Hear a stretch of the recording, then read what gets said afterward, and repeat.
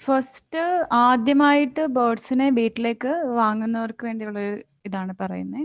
അതായത് നമ്മൾ ഫസ്റ്റ് ഒരു ബേർഡിനെ വാങ്ങുമ്പം നമ്മുടെ വീട്ടിലേക്ക് ആപ്റ്റായിട്ടുള്ള പെറ്റ് ബ്രീഡ് വേണം വാങ്ങാൻ. അതായത് നമ്മൾ ഫസ്റ്റ് ഒരു വലിയ ബേർഡിനെ വാങ്ങാനൊക്കെ ശ്രമിക്കുകയാണെങ്കിൽ നമുക്കിതിനെ ഹാൻഡിൽ ചെയ്യാനും അതിനെ കെയർ ചെയ്യാനൊക്കെ ബുദ്ധിമുട്ടായിരിക്കും. അപ്പോൾ എവിടെയെങ്കിലും ഒരു ഫോട്ടോ കണ്ടിട്ടോ അല്ലെങ്കിൽ വേറെ കുറച്ചൊരു ഫോട്ടോ ഇടുന്ന കണ്ടിട്ടോ വലിയ ബേർഡ് ബ്രീഡിനെ ആദ്യമേ വാങ്ങി അതിനെ മെയിൻറ്റെയിൻ ചെയ്യാൻ ബുദ്ധിമുട്ടായി ഇരിക്കാതിരിക്കുക.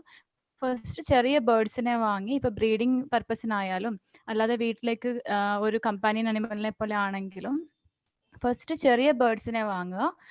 അവയെ ഒന്ന് വളർത്തി ഒന്ന് ശരിയായതിനു ശേഷം മാത്രം വലിയ ബേർഡ്സിലേക്ക് പോവുക.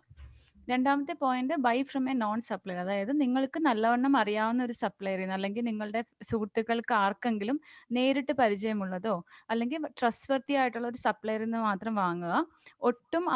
നിങ്ങൾക്ക് ഒട്ടും അറിയാത്ത ഒരു സപ്ലയറിൽ നിന്ന് വാങ്ങുമ്പോൾ എപ്പോഴും റിസ്ക് ഉണ്ടാവാൻ ചാൻസ് കൂടുതലാണ്. കാരണം ഇൻഫെക്റ്റഡ് ആയ ഒരു ബേർഡാണ് നിങ്ങളുടെ കയ്യിലേക്ക് വരുന്നതെങ്കിൽ നിങ്ങൾക്ക് റിസ്ക് ഉണ്ടാവാനുള്ള ചാൻസ് കൂടുതലാണ്. അപ്പം പരിചയമുള്ള അല്ലെങ്കിൽ മറ്റുള്ളവരാരെങ്കിലും ട്രസ്റ്റ് വർത്തി ആണ് എന്ന് റെക്കമെൻഡ് ചെയ്യുന്ന ഒരാളുടെ കയ്യിൽ നിന്ന് തന്നെ ബേർഡിനെ വാങ്ങാൻ ശ്രമിക്കുക. മൂന്നാമത്തേത് വെറ്റ് ചെക്കപ്പ് ആണ്. അതായത് നിങ്ങൾ പുതിയ ബേർഡിനെ വാങ്ങുന്നതിന് മുമ്പേ മാക്സിമം പറ്റുവാണെങ്കിൽ നിങ്ങൾ വാങ്ങുന്ന സപ്ലയറുടെ കയ്യിൽ നിന്നും ബേർഡിനെ ഒരു വെറ്റിനറി ഡോക്ടറെ അടുത്ത് കൊണ്ടുപോവുകയാണെങ്കിൽ ഫസ്റ്റ് ചെക്കപ്പിൽ ബേർഡിന് എന്തെങ്കിലും അബ്നോർമാലിറ്റി ഉണ്ടോ, ഫിസിക്കൽ അബ്നോർമാലിറ്റി ഉണ്ടോ, അതായത് ചില ബേർഡ്സിൻ്റെ ലെഗ്സിന് എന്തെങ്കിലും ഇഷ്യൂസ് ഉണ്ടാവും, ബേബി ബേർഡ്സിന്, അല്ലെങ്കിൽ അതിൻ്റെ ഐസിന് എന്തെങ്കിലും ഇഷ്യൂസ് ഉണ്ടാകും, അങ്ങനത്തെ ഇഷ്യൂസ് എന്തെങ്കിലും ഉണ്ടോ, അല്ലെങ്കിൽ ബേർഡ് ആക്റ്റീവ് ആണോ ഹെൽത്തി ആണോ എന്നൊക്കെ ഒരു വെറ്റിനറി ഡോക്ടറുടെ സഹായത്തോടു കൂടി ചെക്ക് ചെയ്ത് കൺഫേം ആയതിനു ശേഷം മാത്രം ബേർഡിനെ വാങ്ങുന്നതാണ് ഏറ്റവും നല്ലത്. അങ്ങനെ പറ്റുന്നില്ല എങ്കിൽ ബേർഡിനെ പുതുതായി കൊണ്ടുവരുമ്പോൾ ഉടനെ തന്നെ ഡോക്ടറെ കാണിച്ചിട്ട് അതിനെന്തെങ്കിലും പ്രശ്നം ഉണ്ടെങ്കിൽ ഉടനെ അതിൻ്റെ ട്രീറ്റ്മെൻറ്റുകൾ സ്റ്റാർട്ട് ചെയ്യേണ്ടതാണ്. അല്ലാതെ നമ്മൾ ബേർഡിനെ വാങ്ങി വെച്ചിട്ട് ഫസ്റ്റ് കാണുന്ന ആളാവുമ്പോൾ ബേർഡിന് എന്തെങ്കിലും ഇൽനെസ് ഉണ്ടെങ്കിൽ അതുകൂടി അറിയാൻ പറ്റില്ല. അങ്ങനെ പെട്ടെന്ന് തന്നെ ബേർഡിന് ഡെത്ത് ഉണ്ടാവാനൊരു ചാൻസ് ഒക്കെ ഉണ്ട് പുതിയ ഓണേഴ്സിൻ്റെ അടുത്ത്. അപ്പോൾ വെറ്റിനറി ചെക്കപ്പ് നിർബന്ധമായിട്ട് നിങ്ങൾ ചെയ്യാം. പിന്നെ നിങ്ങളൊരു പുതിയ ബേർഡിനെ വാങ്ങിക്കഴിഞ്ഞാൽ എത്രയാണോ നിങ്ങൾക്ക് അഫോർഡ് ചെയ്യാൻ പറ്റുന്നത് അത്രയും മാക്സിമം ബിഗർ സ്പേസ് നിങ്ങളുടെ ബേർഡിന് കൊടുക്കുക. വളരെ ചെറിയ ഒരു കേജിൽ കൊണ്ടുപോയി ബേർഡിനെ ഇടാതെ എത്രയാണോ നിങ്ങൾക്ക് സ്പേസ് കിട്ടുന്നത് അത്രയും ബിഗർ സ്പേസിൽ ബേർഡിനെ വളർത്താൻ ശ്രമിക്കുക. നെക്സ്റ്റ് വളരെ ഇമ്പോർട്ടൻ്റ് ആയ ഒരു പോയിന്റ് ക്വാറന്റൈൻ ആണ്. അത് പുതിയ ബേർഡിനെ ആദ്യമായിട്ട് വാങ്ങുന്നവരായാലും പഴയ ബേർഡ്സ് ഓൾറെഡി ഉള്ളവർ പുതിയ ബേർഡിനെ ഇൻട്രൊഡ്യൂസ് ചെയ്യുന്നവരായാലും നിങ്ങൾ ഒരു പുതിയ ബേർഡിനെ വാങ്ങുമ്പോൾ എപ്പോഴും മിനിമം ഒരു 4 വീക്സ് ക്വാറന്റൈൻ ടൈം വെക്കണം. 4 വീക്സ് ക്വാറന്റൈൻ ടൈം എന്തിനാണെന്ന് പറഞ്ഞാൽ ബേർഡ്സിനുണ്ടാവുന്ന പല വൈറൽ അസുഖങ്ങളും ബാക്ടീരിയൽ അസുഖങ്ങളും അവർ സിംറ്റംസ് കാണിച്ചു തുടങ്ങാൻ ഉള്ള മിനിമം ടൈം പീരീഡ് ആണ് 4 വീക്സ് എന്ന് പറയുന്നത്. അപ്പോൾ ആ ടൈം പീരീഡിൽ നിങ്ങളുടെ ഏവിയറിയിലോ അല്ലെങ്കിൽ നിങ്ങളുടെ വീട്ടിലോ വേറെ ബേർഡ്സ് ഉണ്ടെങ്കിൽ ആ ബേർഡ്സിൽ നിന്നും കഴിവതും ഒരു നല്ല ഡിസ്റ്റൻസിൽ മാറ്റി സെപ്പറേറ്റ് കേജിൽ താമസിപ്പിക്കുക ഈ ബേർഡിനെ.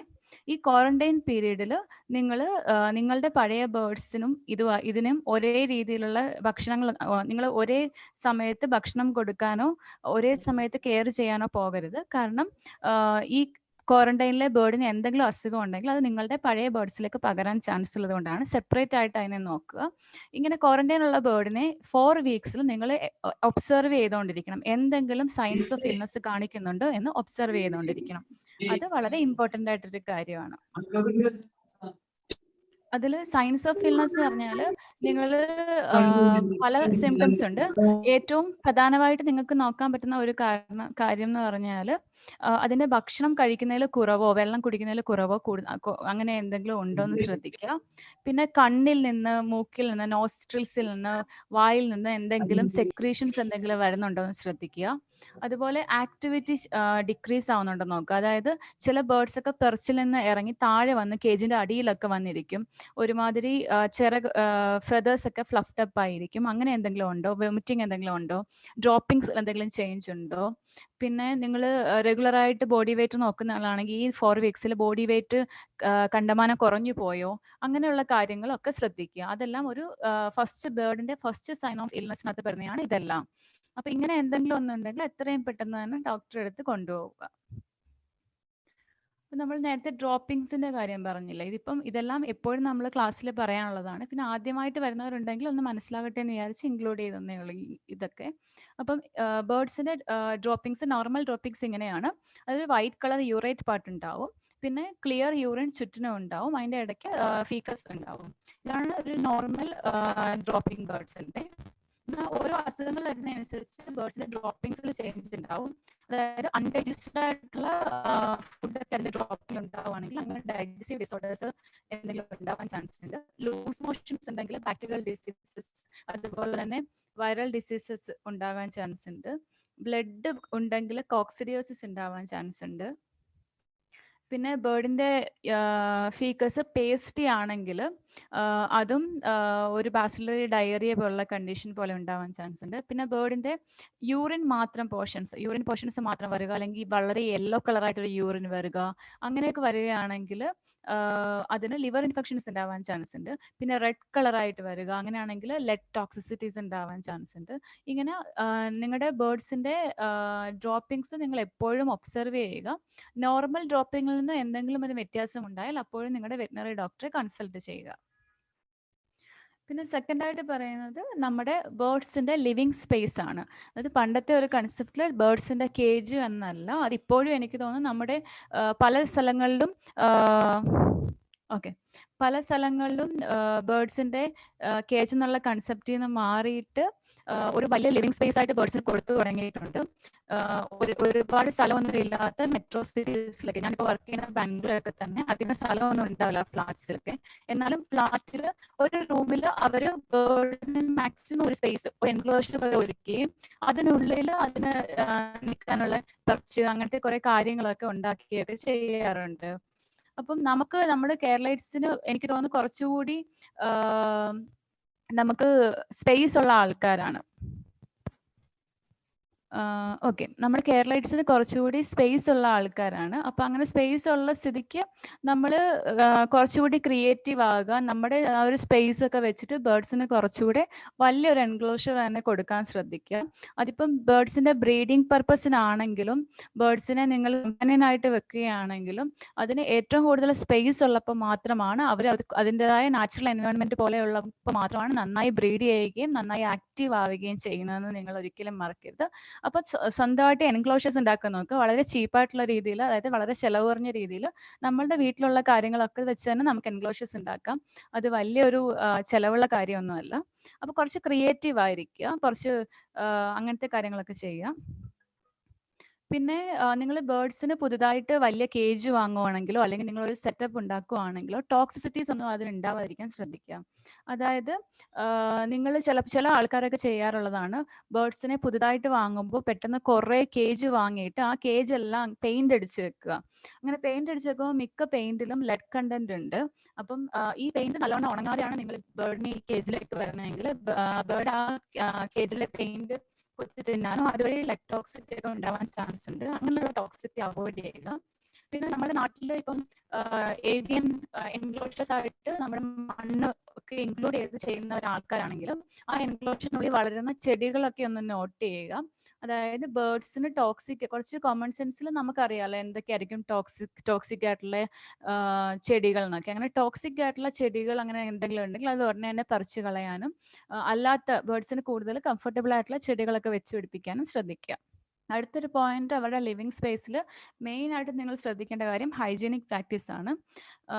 നമ്മൾ ശ്രദ്ധിച്ചാൽ അറിയാം, നിങ്ങളെല്ലാവരും ഈ ഒരു ക്ലാസ്സൊക്കെ കഴിഞ്ഞിട്ട് നിങ്ങളുടെ സ്വന്തം ഏവിയറിയിലോ കേജോ അവിടെ പോയിട്ട് ഒന്ന് ശ്രദ്ധിക്കുക.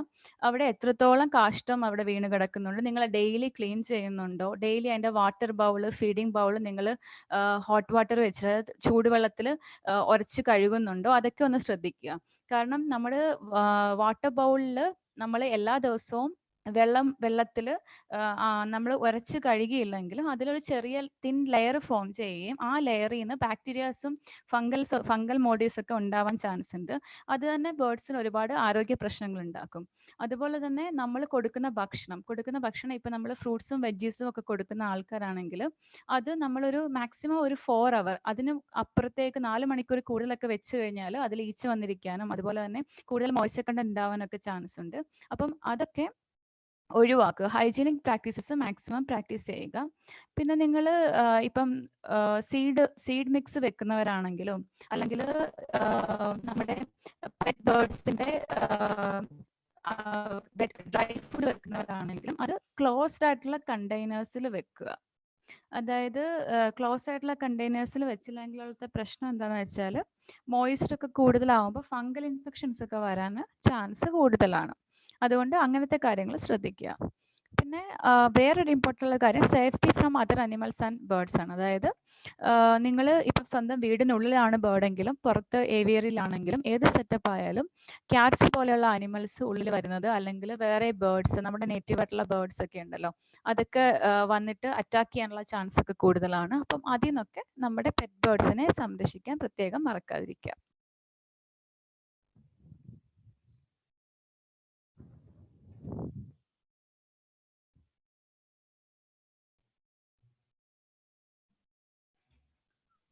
ഡോക്ടറെ ഹലോ ഡോക്ടറെ വോയിസ് ഇടയ്ക്ക് ഇങ്ങനെ ബ്രേക്ക് ആവുന്നുണ്ട്. എക്സ്റ്റേണൽ മൈക്കാണോ യൂസ് ചെയ്യുന്നത്? അതെ. അതെ, എനിക്ക് തോന്നുന്നു ലാപ്പിൽ അതിന്റെ സോക്കറ്റിന്റെ അവിടെ എന്തോ ലൂസ് കോണ്ടാക്ട് ഉണ്ടെന്ന് തോന്നുന്നു. ഇടക്കിടക്ക് വലിയുന്നുണ്ട്, ഇങ്ങനെ എർത്ത് മിസ്സിംഗ് പോലെ ഒരു സൗണ്ട് ഡിസ്റ്റർബൻസ് വരുന്നുണ്ട്. ഒന്ന് ആ ജാക്കറ്റ് ഒന്ന് ഊരി ഒന്ന് റീഇൻസെർട്ട് ചെയ്ത് നോക്ക്. ശരി, ഓക്കെ, താങ്ക് യു.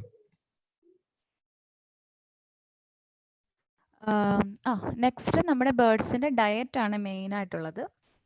ഡയറ്റിൽ ഏറ്റവും കൂടുതൽ ശ്രദ്ധിക്കേണ്ടത് ബേർഡ്സിന് ക്ലീൻ വാട്ടർ, ക്ലീൻ ഫുഡ് നിങ്ങൾ കൊടുക്കാൻ ശ്രദ്ധിക്കുക. അതെപ്പോഴും വാട്ടർ എന്ന് പറയുന്നത് നമ്മളിപ്പം നമ്മൾ യൂസ് ചെയ്യുന്ന വെള്ളം തന്നെ കൊടുക്കണം എന്നില്ല. ഇപ്പം നിങ്ങൾ നിങ്ങളുടെ കിണറ്റിൽ നിന്നോ അല്ലെങ്കിൽ കുളത്തിൽ നിന്നുള്ള കൊടുക്കുന്ന വെള്ളമാണെങ്കിൽ ആ വെള്ളത്തിൻ്റെ pH നിങ്ങൾ ടെസ്റ്റ് ചെയ്യാനും വെള്ളത്തിൽ കോമൺ ബാക്ടീരിയാസ് എന്തെങ്കിലും ഉണ്ടോ എന്ന് നിങ്ങൾ ടെസ്റ്റ് ചെയ്യുന്നത് നല്ലതാണ്. ഈ പറഞ്ഞ ടെസ്റ്റുകളൊക്കെ നമ്മുടെ സാധാ ലബോറട്ടറികളിലൊക്കെ അവൈലബിൾ ആയിട്ടുള്ള ടെസ്റ്റുകളാണ്.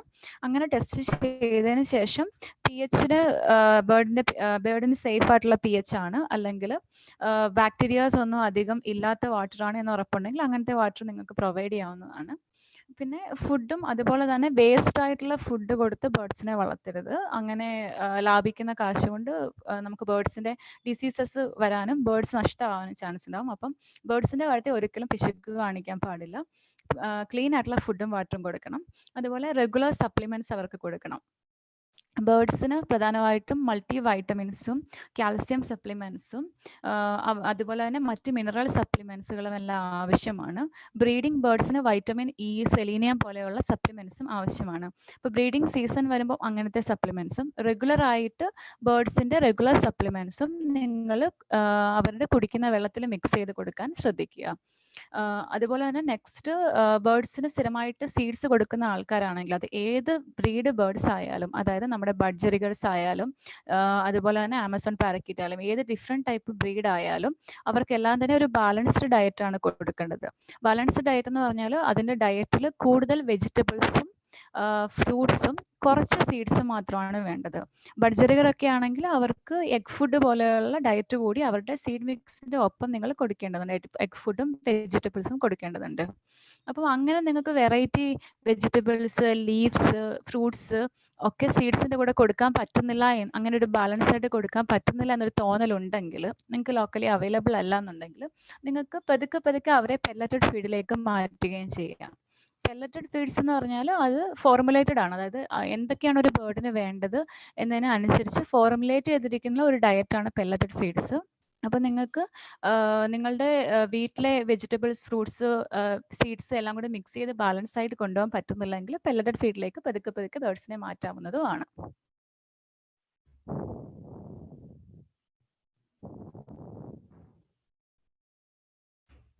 അങ്ങനെ ബേർഡ്സിൻ്റെ ഡയറ്റ്, ലിവിങ് സ്പേസ് ഇത് രണ്ടും ഓക്കെ ആണെങ്കിൽ പിന്നെ ശ്രദ്ധിക്കേണ്ട മെയിൻ ആയിട്ടുള്ള ഒരു കാര്യം ബേർഡ്സിൻ്റെ ഇൻറ്റേർണൽ പാരസൈറ്റ് കൺട്രോൾ ആണ്. അതായത് ബേർഡ്സിൻ്റെ ഉള്ളിൽ വേംസ് ഉണ്ടാവും, പല ടൈപ്പ് വേംസ് ഉണ്ട്. അപ്പം വേംസ് ഒരുപാട് അക്യുമുലേറ്റ് ചെയ്യുവാണെങ്കിൽ അത് ബേർഡിൻ്റെ ഡെത്തിന് വരെ കാരണമാകും. ചിലപ്പോഴൊക്കെ ലൂസ് മോഷൻ ഉണ്ടാവും, ബ്ലഡ് ഇൻ മോഷൻ ഉണ്ടാവും. അതിനെ ചിലപ്പോഴൊക്കെ ഒരുപാട് ചെറിയ ബേർഡ്സിലൊക്കെ വേം ലോഡ് ഓവർലോഡായിട്ട് ബേർഡ്സിൻ്റെ ഡെത്തിന് തന്നെ അത് കാരണമാകാറുണ്ട്.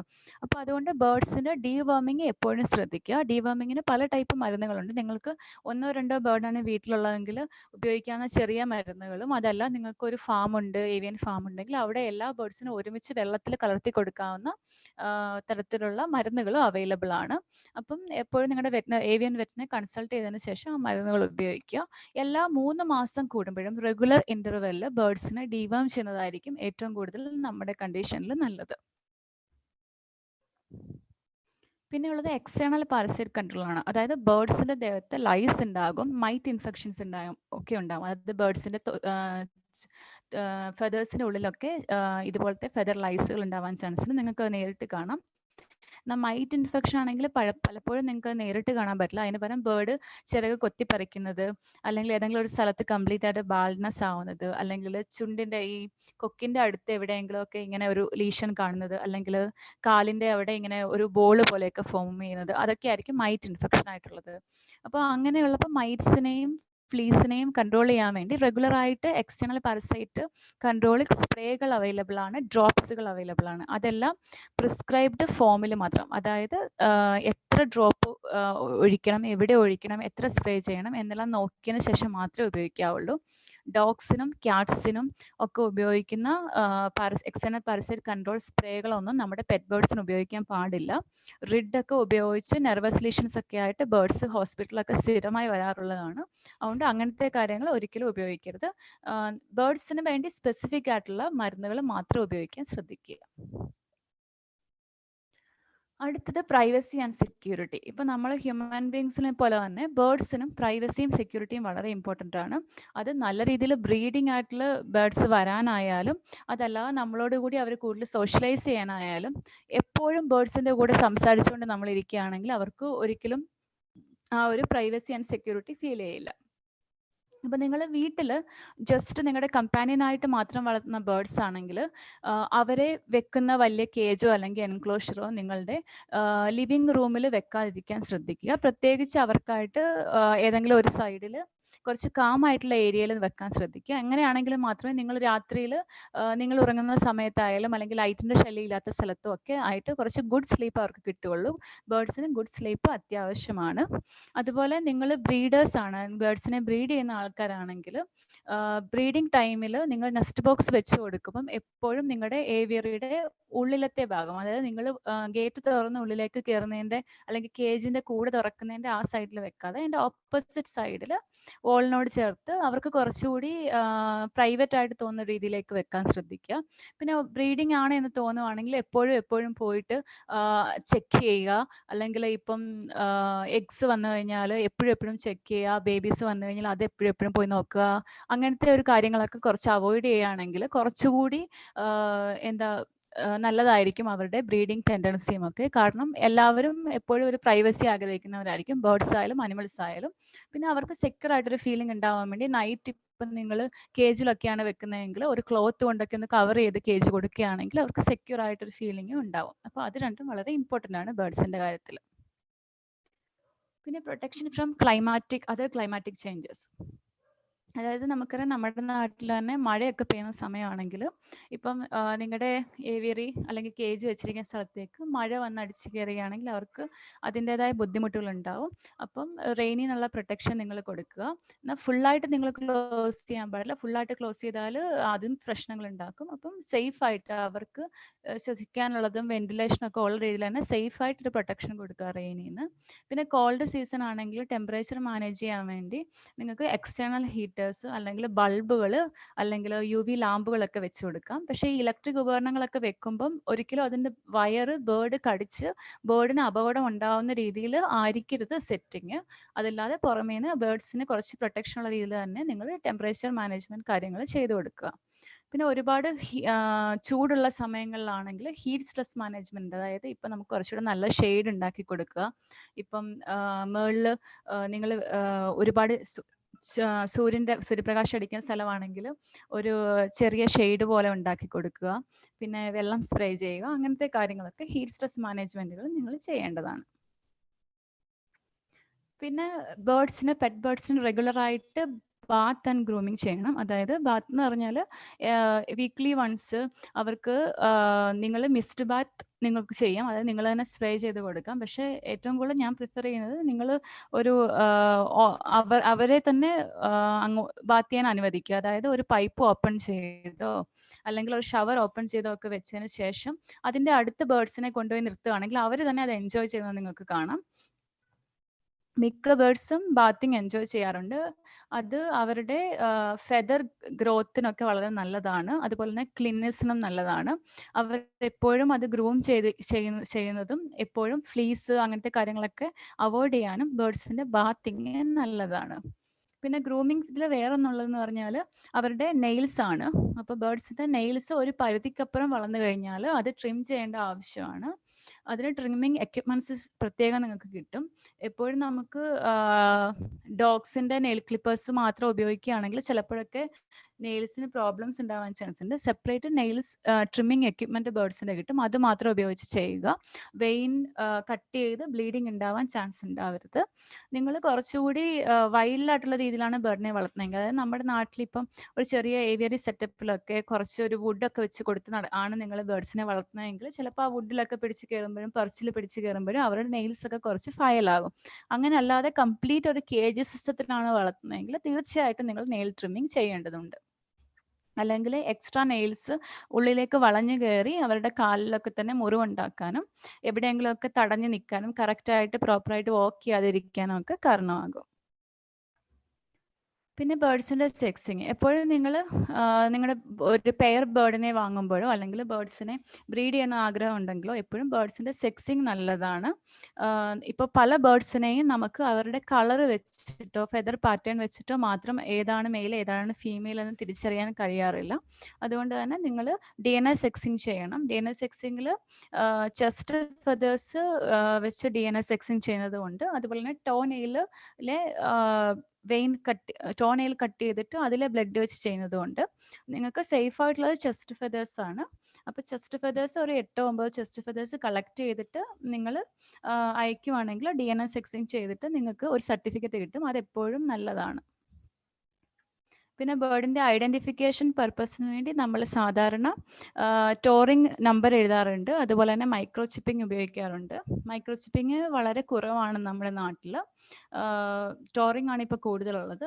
ബേർഡിൻ്റെ ഐഡൻറ്റിഫിക്കേഷൻ ചെയ്യേണ്ടതിൻ്റെ മെയിൻ കാരണം എന്താണെന്ന് വെച്ചാൽ അതിൽ മൈക്രോ ചിപ്പിംഗ് ആണെങ്കിൽ കുറച്ചുകൂടി സേഫ് ആണ് ശരിക്കും. കാരണം നിങ്ങളുടെ ബേർഡിനെ നിങ്ങളുടെ കയ്യിൽ നിന്ന് നഷ്ടപ്പെട്ടു പോവുകയാണെങ്കിൽ വേറെ ഒരാളുടെ കയ്യിൽ നിങ്ങളത് കാണുകയാണെങ്കിൽ അതിനെ ക്ലെയിം ചെയ്യണമെങ്കിൽ ബേർഡ് മൈക്രോ ചിപ്ഡ് ആണെങ്കിൽ നിങ്ങൾക്ക് മൈക്രോ ചിപ്പ് റീഡറുമായി ചെന്ന് നമ്പർ വെച്ചിട്ട് ക്ലെയിം ചെയ്യാൻ പറ്റും ഇതെൻ്റെ ബേർഡാണെന്ന്. ടോയിൽ സ്റ്റോറിങ് ഇടുന്ന സമയത്ത് പലപ്പോഴും നിങ്ങളുടെ കയ്യിൽ നിന്ന് ബേർഡിനെ നഷ്ടപ്പെട്ടു പോവുകയാണെങ്കിൽ ചില ആൾക്കാർ ഈ ടോറിങ് കട്ട് ചെയ്ത് കളഞ്ഞിട്ടായിരിക്കും ഉപയോഗിക്കുന്നത്. അപ്പം അത് നിങ്ങൾക്ക് അത്രയും കൂടി ഒരു സേഫ് ആയിരിക്കില്ല. അങ്ങനെ ബേർഡ് നഷ്ടപ്പെട്ടു പോകുമ്പോൾ ക്ലെയിം ചെയ്യാൻ പറ്റാതെ പോകും പലപ്പോഴും. അപ്പം അതാണ് നമ്മുടെ മൈക്രോ ചിപ്പിന് ഒരു അഡ്വാൻറ്റേജ് ഉള്ളത്.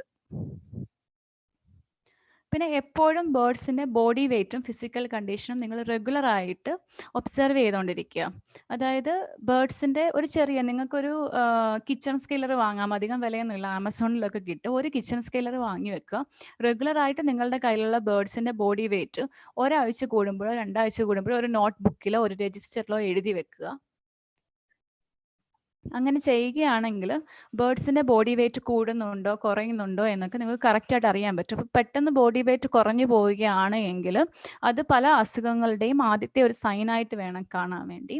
അതുപോലെ തന്നെ നിങ്ങൾ ബേർഡ്സിന് കൊടുക്കുന്ന ഫുഡ് കറക്റ്റ് ആണോ, വേറെ എന്തെങ്കിലും ഇഷ്യൂ ഉണ്ടെന്ന് അറിയാൻ അവരുടെ കീൽ ബോണ്, അതായത് ചെസ്റ്റ് ബോൺ ഒന്ന് പിടിച്ച് നോക്കുക. അതിന് ചുറ്റുമുള്ള മസിൽസ് ഒരുപാട് ഫാറ്റ് ആണെങ്കിൽ അതിൻ്റെ അർത്ഥം നിങ്ങൾ കൊടുക്കുന്നതിൽ കൂടുതൽ ഫാറ്റ് കണ്ടന്റ് ഉണ്ട്. അപ്പോൾ ലിവർ ഇഷ്യൂസ് ഒക്കെ ഉണ്ടാവാൻ ചാൻസ് ഉണ്ട്. അപ്പോൾ ഡയറ്റ് കുറച്ച് കറക്റ്റ് ആക്കുക. നിങ്ങൾ കൂടുതൽ സൺഫ്ലവർ സീഡ് പോലുള്ള സീഡ് ഡയറ്റ് കൊടുക്കുന്നതെങ്കിൽ ബേർഡ് ഭയങ്കര ഫാറ്റ് ആയിരിക്കും. അതല്ല നിങ്ങൾ കറക്റ്റ് ഫുഡാണ് കൊടുക്കുന്നതെങ്കിൽ ബേർഡിന് കറക്റ്റ് നോർമലായിട്ട് ഒരു യു ഷേപ്പിലുള്ള മസിൽസ് ആയിരിക്കും വരിക കീൽ ബോണിന് ചുറ്റും. ഒരുപാട് തിന്നാണ്, അതായത് ഇങ്ങനെ ഭയങ്കര മെലിഞ്ഞുണങ്ങിയ പോലെയാണ് ഇരിക്കുന്നതെങ്കിൽ, ഒരു വി പോലെയാണ് കീൽ ബോൺ ഇരിക്കുന്നതെങ്കിൽ അതിൻ്റെ അർത്ഥം എന്തോ ഒരു അസുഖം നിങ്ങളുടെ ബേർഡിനുണ്ട്, അല്ലെങ്കിൽ നിങ്ങളുടെ ബേർഡിന് ഫുഡ് പ്രോപ്പറായി കിട്ടുന്നില്ല എന്നാണ്. അപ്പോൾ എപ്പോഴും ബേർഡിൻ്റെ വെയിറ്റ് ചെക്ക് ചെയ്യുന്നതും അതിൻ്റെ ബോഡി കണ്ടീഷൻ ചെക്ക് ചെയ്യുന്നതും നല്ലതാണ്. പിന്നെ ബേർഡ്സിൻ്റെ ഫസ്റ്റ് ബേർഡ്സിനെ വളർത്തുന്ന ആൾക്കാർക്ക് എന്തൊക്കെ ഭക്ഷണമാണ് കൊടുക്കേണ്ടത് എന്നൊക്കെ ഒരു ഡൗട്ട് ഉണ്ടാവും. അപ്പോൾ മാക്സിമം നിങ്ങൾ എന്ത് പുതിയ ഫുഡ് കൊടുത്താലും അത് സേഫ് ആണോ എന്ന് നോക്കുക. ബേർഡ്സിന് ടോക്സിക് ആയിട്ടുള്ള ഭക്ഷണ പദാർത്ഥങ്ങളൊന്നും കൊടുക്കാതിരിക്കുക. അവക്കാഡോ പോലുള്ള ഫുഡുകൾ, ഒണിയൻ അതൊന്നും കൊടുക്കാതിരിക്കുക. പിന്നെ നേരത്തെ ഞാൻ പറഞ്ഞ പോലെ ലെഡ്, സിങ്ക് കണ്ടന്റ് ഒക്കെയുള്ള പെയിന്റുകൾ, പിന്നെ ഫ്യൂംസ്, അത് ഏത് തരത്തിലുള്ള ഫ്യൂം ആയാലും, നമ്മുടെ സിഗരറ്റിൻ്റെ പുകയായാലും, ഒരുപാട് നമ്മൾ തീ കത്തിച്ചിട്ടുണ്ടാകുന്ന പുകയാണെങ്കിലും, അങ്ങനെ എന്ത് പുകയാണെങ്കിലും ബേർഡ്സിന് അത് പ്രോബ്ലംസ് ഉണ്ടാക്കും. അപ്പോൾ അങ്ങനെയുള്ള ടോക്സിസിറ്റീസ് ഒക്കെ അവോയ്ഡ് ചെയ്യുക. പിന്നെ നിങ്ങൾ ബേർഡിനെ ഫ്രീ ആയിട്ട് വീട്ടിൽ വിടുന്നവരാണെങ്കിൽ വീട്ടിൽ കിച്ചണിലെ സ്റ്റൗവ് അവിടെയൊക്കെ ബേർഡ്സിന് അക്സസ് ഉണ്ടായിരിക്കും. അപ്പോൾ അതൊക്കെ ഒന്ന് ശ്രദ്ധിക്കുക. പിന്നെ പെട്ടെന്ന് നിങ്ങൾക്ക് വീട്ടിൽ എന്തെങ്കിലും ഒരു ബേർഡിനെ ഫസ്റ്റ് എയ്ഡ് ആയിട്ട് എന്തെങ്കിലും ചെയ്യണമെന്നുണ്ടെങ്കിൽ, അതായത് നിങ്ങൾക്ക് ബേർഡ് ഒരുപാട് ഫെദേഴ്സ് ഫ്ലഫി ആയിട്ടിരിക്കുന്നു, കോൾഡ് ഉണ്ട് എന്ന് നിങ്ങൾക്ക് തോന്നുവാണെങ്കിൽ നിങ്ങൾക്ക് കുറച്ച് ടൈം നിങ്ങൾക്ക് ഒരു ലൈറ്റ് ബൾബ് 60 വാട്ടിൻ്റെയോ 40 വാട്ടിൻ്റെയോ ലൈറ്റ് ബൾബ് ഒരു 2 ഫീറ്റ് മുകളിലായിട്ട് ബേർഡിൻ്റെ കേജിന് മുകളിൽ ഇട്ട് കൊടുക്കുകയാണെങ്കിൽ ഒരു ടെമ്പറേച്ചർ അതിന് കിട്ടും. അപ്പം അത് ഫീവർ ഉണ്ടെങ്കിൽ അതിന് സഹായകരമായിരിക്കും. പിന്നെ എപ്പോഴും നിങ്ങൾ ബ്രൂഡറിനുള്ളിലൊക്കെ വെക്കുകയാണെങ്കിൽ കുറച്ചുകൂടി ചെറിയ ബേർഡ്സിൻ്റെ ടെമ്പറേച്ചർ മെയിൻറ്റെയിൻ ചെയ്യാനൊക്കെ നമുക്ക് നല്ലതായിരിക്കും. പിന്നെ പെട്ടെന്ന് ബേർഡ്സിന് ബ്ലീഡിങ് വരുവാണെങ്കിൽ നിങ്ങൾക്ക് ജസ്റ്റ് ഒരു കോട്ടൺ വെച്ചിട്ട് ഒന്ന് പ്രഷർ ചെയ്ത് പിടിക്കാം. അതായത് ഒന്ന് തമ്പ് വെച്ചിട്ട് ഒന്ന് പ്രഷർ ചെയ്ത് പിടിച്ച് ബ്ലീഡിങ് സ്റ്റോപ്പ് ചെയ്യാൻ മാക്സിമം നോക്കുക. ബ്ലീഡിങ്ങിൽ നിങ്ങൾക്ക് അയഡിൻ സ്വാബ് പെരട്ടാം, അതായത് അയഡിൻ സൊല്യൂഷൻ നമുക്ക് കിട്ടുന്ന സാധാ മെഡിക്കൽ ഷോപ്പിൽ അത് ഉപയോഗിക്കാം. പിന്നെ നിങ്ങളുടെ ബേർഡ് കണ്ടിന്യൂസ് ആയിട്ട് വൊമിറ്റ് ചെയ്യുകയോ അല്ലെങ്കിൽ ഭയങ്കരമായിട്ട് ഡീഹൈഡ്രേറ്റഡ് ആയിട്ടിരിക്കുകയാണെങ്കിൽ ഓരോ മണിക്കൂർ കൂടുതൽ ഇലക്ട്രോലൈറ്റ് വാട്ടർ നിങ്ങൾ കൊടുക്കുക. അതായത് നിങ്ങളുടെ ഡോക്ടറെ അടുത്ത് എത്തുന്നതിന് മുമ്പ് ഇലക്ട്രോലൈറ്റ് വാട്ടർ കൊടുത്ത് ബേർഡിനെ കുറച്ച് റീഹൈഡ്രേറ്റ് ആക്കിയതിന് ശേഷം ഡോക്ടറെ അടുത്തേക്ക് ട്രാൻസ്പോർട്ട് ചെയ്യുന്നതായിരിക്കും നല്ലത്. അല്ലെങ്കിൽ ട്രാൻസ്പോർട്ടേഷനുള്ളിൽ തന്നെ ഡീഹൈഡ്രേഷൻ മൂലം ബേർഡ് മരിച്ചു പോകാൻ ചാൻസ് ഉള്ളത് കൊണ്ട് ബേർഡിന് ഡീഹൈഡ്രേഷൻ വരുമ്പോൾ, അതായത് വൊമിറ്റിംഗ്, ലൂസ് മോഷൻ വരുന്ന സമയങ്ങളിൽ ഇലക്ട്രോലൈറ്റ് വാട്ടർ കൊടുത്ത് ബേർഡിനെ റീഹൈഡ്രേറ്റ് ചെയ്ത് ആ ഒരു ഫസ്റ്റ് എയ്ഡ് വീട്ടിൽ ചെയ്തതിന് ശേഷം മാത്രം ഹോസ്പിറ്റലിലേക്ക് കൊണ്ടുപോകാൻ ശ്രദ്ധിക്കുക. പിന്നെ നിങ്ങളുടെ ബേർഡ് എന്തെങ്കിലും ഒരു ഫോറിൻ ബോഡി വിഴുങ്ങിയിട്ടുണ്ടെങ്കിൽ, അതായത് എന്തെങ്കിലും ഒരു പ്ലാസ്റ്റിക്കോ അല്ലെങ്കിൽ നിങ്ങൾ ഫീഡ് കൊടുക്കുന്ന സമയത്ത് ഫീഡിങ് ട്യൂബോ അങ്ങനെ ഫീഡിങ് ട്യൂബിലെ ചെറിയ കഷ്ണങ്ങളോ ഒക്കെ വിഴുങ്ങിയിട്ടുണ്ടെന്ന് നിങ്ങൾക്ക് സംശയം ഉണ്ടെങ്കിൽ പെട്ടെന്ന് നമുക്ക് വീട്ടിൽ ചെയ്യാവുന്ന രീതിയിൽ സോഫ്റ്റ് ഫുഡ് കൊടുക്കുക. അതായത് നിങ്ങൾക്ക് പപ്പായ പോലുള്ള സോഫ്റ്റ് ഫുഡ് നിങ്ങൾക്ക് മിക്സിയിലിട്ട് അരച്ചിട്ട് അതിൻ്റെ സൊല്യൂഷൻസ് കൊടുക്കുക പെട്ടെന്ന് മൂവ് ചെയ്യാൻ വേണ്ടി. അതല്ലെങ്കിൽ നമ്മുടെ ഹ്യൂമൻസിൻ്റെ തന്നെ ക്രിമാഫിൻ പോലെയുള്ള ലാക്സേറ്റീവ് മെഡിസിൻസ് ഉണ്ട്. അപ്പോൾ ആ മെഡിസിൻസ് കൊടുത്ത് നോക്കുക. എന്നിട്ട് അങ്ങനെ വന്നിട്ടില്ലെങ്കിൽ പെട്ടെന്ന് തന്നെ ഹോസ്പിറ്റലിലേക്ക് പോയിട്ട് ഒരു എക്സ്റേ എടുക്കുകയും എക്സ്റേ വഴി അത് ഉള്ളിൽ എവിടെയെങ്കിലും കുടുങ്ങി കിടക്കുകയാണെങ്കിൽ സർജറി വഴി നമുക്ക് റിമൂവ് ചെയ്യാനും പറ്റും. ഫസ്റ്റ് എയ്ഡ് ആയിട്ട് നമുക്ക് സോഫ്റ്റ് ഫുഡ് ചെയ്യാൻ പറ്റും. പിന്നെ എപ്പോഴും ബേർഡ്സിൻ്റെ ഫുഡിൽ നിങ്ങൾ ലെമൺ ജ്യൂസ് അല്ലെങ്കിൽ ഒരു ഡ്രോപ്പ് അല്ലെങ്കിൽ 2 ഡ്രോപ്പ് ലെമൺ ജ്യൂസ് അല്ലെങ്കിൽ ആപ്പിൾ സിഡർ വിനെഗർ ആഡ് ചെയ്യുകയാണെങ്കിൽ, പ്രത്യേകിച്ചും നിങ്ങൾ കോൾഡ് സീസൺസിൽ, അത് റെയിനി സീസണിൽ ആഡ് ചെയ്യുകയാണെങ്കിൽ നിങ്ങളുടെ ഫുഡിനകത്ത് എന്തെങ്കിലും ഫംഗൽ ഇൻഫെക്ഷൻസ് ഒക്കെ ഉണ്ടെങ്കിൽ അതിൻ്റെ എതിരായിട്ട് വർക്ക് ചെയ്യും. അതായത് ഇങ്ങനത്തെ pH വരുമ്പോൾ ഫംഗൽ ഓർഗാനിസത്തിന് കൂടുതലായിട്ട് വളരാൻ സാധിക്കത്തില്ല, pH ഡിഫറൻസ് കാരണം. അപ്പം അങ്ങനത്തെ കാര്യങ്ങൾ കൂടി നിങ്ങൾക്ക് ഹോം റെമഡി ആയിട്ട് ചെയ്യാവുന്നതാണ്. പിന്നെ ബേർഡ്സിന് മെയിനായിട്ട് വേണ്ടത് എൻറിച്ച്മെൻ്റ് ആണ്. ഞാൻ നേരത്തെ ഒരു ക്ലാസ് എടുത്തപ്പോഴും പറഞ്ഞിട്ടുണ്ട്, ബേർഡ്സ് വൈൽഡിൽ എങ്ങനെയാണോ ജീവിക്കുന്നത് അതുപോലെ തന്നെ കുറച്ചുകൂടി അവർക്ക് സോഷ്യൽ ഇൻട്രാക്ഷൻസ് ആവശ്യമുണ്ട്. അതുകൊണ്ട് തന്നെ ബേർഡ്സിന് കേജിൽ ആണ് നിങ്ങൾ വളർത്തുന്നതെങ്കിൽ ടോയ്സ് കൊടുക്കുക, ടോയ്സ് സേഫ് ആയിട്ടുള്ള ടോയ്സ് കൊടുക്കുക. പിന്നെ വലിയ പാരറ്റ്സ് ഒക്കെ ആണെങ്കിൽ അവർ കട്ടിയുള്ള ഭക്ഷണം കൊത്തിപ്പൊട്ടിച്ച് അതിനുള്ളിൽ നിന്ന് സാധനങ്ങൾ കാമ്പെടുത്ത് കഴിച്ച് ശീലമുള്ളവരാണ്. അപ്പോൾ അവർക്ക് ഫൊറേജിങ് ടെക്നിക്സ് ആയിട്ട് നിങ്ങൾ കാർഡ്ബോർഡ് ബോക്സിലോ അല്ലെങ്കിൽ വേറെ നിങ്ങൾക്ക് ഷോപ്പിലൊക്കെ കിട്ടുന്ന സാധനങ്ങളുടെ ഉള്ളിലൊക്കെ നമുക്ക് റെഡി ടു ഈറ്റ് ആയിട്ടുള്ള ഫുഡുകൾ വെക്കുക. അപ്പം അത് അവർക്ക് ഒരു ഫൊറേജിങ് ആയിട്ടുള്ള ഒരു എൻറിച്ച്മെൻ്റ് ആയിരിക്കും. പിന്നെ ഫ്ലവർ എൻറിച്ച്മെൻ്റ് ഉണ്ട്. ഇപ്പോൾ നമുക്ക് നാട്ടിലാണെങ്കിൽ ഇപ്പോൾ വീക്ക്ലി വൺസ് നമുക്ക് ഹിബിസ്കസ്, ചെമ്പരത്തി പൂവ് കൊടുക്കാം, അതുപോലെ ഒരു ബന്ദിപ്പൂവ് കൊടുക്കാം, അല്ലെങ്കിൽ റോസാപ്പൂ കൊടുക്കാം. ഇതൊക്കെ വീക്ക്ലി വൺസ് ഒക്കെ കൊടുക്കുന്നത് അവർക്കൊരു പുതിയ ഒരു സാധനം അവർ കാണുന്നതിൻ്റെ ഒരു ഇതും അവർക്കുണ്ടാവും, കൗതുകവും ഉണ്ടാവും. പിന്നെ അത് അവർക്കൊരു എൻറിച്ച്മെൻറ്റും ആക്ടിവിറ്റിയും ആയിരിക്കും. നമുക്ക് ലോക്കലി അവൈലബിൾ ആയിട്ട് ചെയ്യാന്ന് വെച്ചാൽ നമ്മുടെ സാധാ ഇപ്പം വാഴക്കൂമ്പ്, അതുപോലെ തന്നെ വാഴയില, പിന്നെ നമ്മുടെ തേങ്ങ നമ്മൾ പൊതിച്ച് കഴിയുമ്പോൾ പുറത്ത് വരുന്ന ചകിരി, അങ്ങനത്തെ കാര്യങ്ങൾ, അതുപോലെ തന്നെ തെങ്ങോല, ഇതൊക്കെ നമ്മൾ ബേർഡ്സിന് എൻറിച്ച്മെൻ്റ് ആയിട്ട് നമുക്ക് ലോക്കലി അവൈലബിൾ ആയിട്ട് നമ്മുടെ നാട്ടിൽ തന്നെ ലഭിക്കുന്ന കാര്യങ്ങളാണ്. പിന്നെ നമ്മൾ ഏവിയൻ പീഡിയാട്രിക്സിനെ പറ്റി പറയുകയാണെങ്കിൽ, അതായത് ചെറിയ ബേർഡ്സിനെ വളർത്തുന്നവരാണെങ്കിൽ ഫീഡിങ് ഫോമുല തന്നെ കൊടുക്കാൻ ശ്രമിക്കുക. ഇപ്പോഴും ചെറിയ ബേർഡ്സിനെ വളർത്തുന്നതിൽ ചില ആൾക്കാരൊക്കെ മൾട്ടിഗ്രെയിൻ പൗഡറും ഈ പൗഡറും ഒക്കെ സെർലാക്കും ഹ്യൂമൻ സെർലാക്കും ഒക്കെ കൊടുക്കുന്നവരുണ്ടെങ്കിൽ അതെല്ലാം കംപ്ലീറ്റ് ആയിട്ട് അവോയ്ഡ് ചെയ്ത് ബേർഡ്സിനായിട്ട് പ്രത്യേകം തയ്യാറാക്കിയ ബേർഡ്സിൻ്റെ ഫീഡിങ് ഫോമുല തന്നെ കൊടുക്കാൻ ശ്രദ്ധിക്കുക. ഫീഡിങ് ഫോമുല പ്രിപ്പയർ ചെയ്യുമ്പം എപ്പോഴും ഫീഡിങ് ഫോമുലയുടെ ടെമ്പറേച്ചർ ചെക്ക് ചെയ്യാൻ വേണ്ടി ഒരു ഗ്ലാസ് തെർമോമീറ്റർ നിങ്ങളുടെ അടുത്തുള്ള ഒരു മെഡിക്കൽ ഷോപ്പിൽ നിന്ന് വാങ്ങി വെക്കണം. അങ്ങനെയാണെങ്കിൽ നിങ്ങളുടെ ഫീഡിംഗ് ഫോമുല ഉണ്ടാക്കിയതിന് ശേഷം അതിൻ്റെ ടെമ്പറേച്ചർ എത്രയാണ് ശ്രദ്ധിക്കണം. ഫീഡിംഗ് ഫോമുലയുടെ ടെമ്പറേച്ചർ ഒരിക്കലും 37 ഡിഗ്രി സെൽഷ്യസിൽ നിന്ന് താഴെയോ അല്ലെങ്കിൽ ഒരു 40 ഡിഗ്രി സെൽഷ്യസിന് മേലെയോ പോകാൻ പാടില്ല. 37 ഡിഗ്രി സെൽഷ്യസിൽ താഴേക്ക് പോവുകയാണെങ്കിൽ ഫീഡിംഗ് ഫോമുലയുടെ ടെമ്പറേച്ചർ കുറയുകയാണെങ്കിൽ ആ ഫോമുല കറക്റ്റായിട്ട് ക്രോപ്പിൽ നിന്ന് മൂവ് ചെയ്യാതിരിക്കുകയും അതുപോലെ തന്നെ അത് സ്റ്റക്ക് ആയിരിക്കുകയും ക്രോപ്പ് സ്റ്റാസിസ് ഉണ്ടാവാനും ചാൻസ് ഉണ്ട്. അത് നെക്സ്റ്റ് ടൈം നിങ്ങൾ ഫീഡ് ചെയ്യാൻ പോകുമ്പം ക്രോപ്പ് മുഴുവനായിട്ട് നിറഞ്ഞിരിക്കുന്നത് നിങ്ങൾ കാണും. അത് എംപ്റ്റി ആയി പോവില്ല. അങ്ങനെ ഒരു പ്രശ്നം ഉണ്ടാവും. അതേസമയം ഫീഡിംഗ് ഫോമുലയുടെ ടെമ്പറേച്ചർ ഒരുപാട് അങ്ങ് കൂടുതലാണെങ്കിൽ ക്രോപ്പ് ബേൺ എന്നൊരു കണ്ടീഷൻ. അപ്പോൾ ആ ക്രോപ്പിൻ്റെ ഭാഗത്ത് ഇങ്ങനെ ഫസ്റ്റ് ഒരു ബേൺ പോലെ ഒരു കറുത്ത കളർ വരികയും പതുക്കെ അത് പൊട്ടിയിട്ട് ആ ഭാഗത്തു കൂടി ഫുഡ് ലീക്ക് ചെയ്യുകയും ചെയ്യും. അപ്പം അങ്ങനെ ഒരു കണ്ടീഷൻ ഉണ്ടാവാൻ ചാൻസ് ഉണ്ട്. ഈ രണ്ട് കണ്ടീഷൻസും ഉണ്ടാകുന്ന ബേബി ബേർഡ്സിനെ സർവൈവ് ചെയ്യാനുള്ള ചാൻസ് വളരെ കുറവായതുകൊണ്ട് തന്നെ എത്രയും പെട്ടെന്ന് നമ്മൾ ഓരോ പ്രാവശ്യം നമ്മൾ ബേർഡ്സിന് ഫുഡ് കൊടുക്കുന്ന സമയത്തും ടെമ്പറേച്ചർ കറക്റ്റായി ചെക്ക് ചെയ്യുക. സിമ്പിൾ ആയിട്ടുള്ളൊരു മെത്തേഡാണ്. ജസ്റ്റ് ഒരു ഗ്ലാസ് തെർമോമീറ്റർ വെച്ച് ചെക്ക് ചെയ്യുക. പിന്നെ നിങ്ങൾക്കിപ്പോൾ ഒരുപാട് ബേർഡ്സ് ഉള്ളവരാണെങ്കിൽ, ബേർഡ്സിൻ്റെ നമ്പർ കൂടുതലാണെങ്കിൽ നിങ്ങൾ ഫീഡിംഗ് ഫോമുല ഉണ്ടാക്കി വെച്ചിട്ട് ബേർഡ്സിന് ഓരോന്നിനും ഫീഡ് ചെയ്യാൻ പോകുന്ന സമയത്ത് നിങ്ങൾ ലാസ്റ്റ് കൊടുക്കുന്ന ബേർഡ്സിന് ഈ ഫീഡിംഗ് ഫോമുല ടെമ്പറേച്ചർ ചിലപ്പോൾ കുറവായിരിക്കും. അപ്പം അങ്ങനെ ഉണ്ടെങ്കിൽ വീണ്ടും ഒന്നുകൂടി ടെമ്പറേച്ചറൊക്കെ നോക്കിയിട്ട് തന്നെ കൊടുക്കുക. പിന്നെ സ്റ്റെറൈൽ കണ്ടീഷൻ പാലിക്കുക.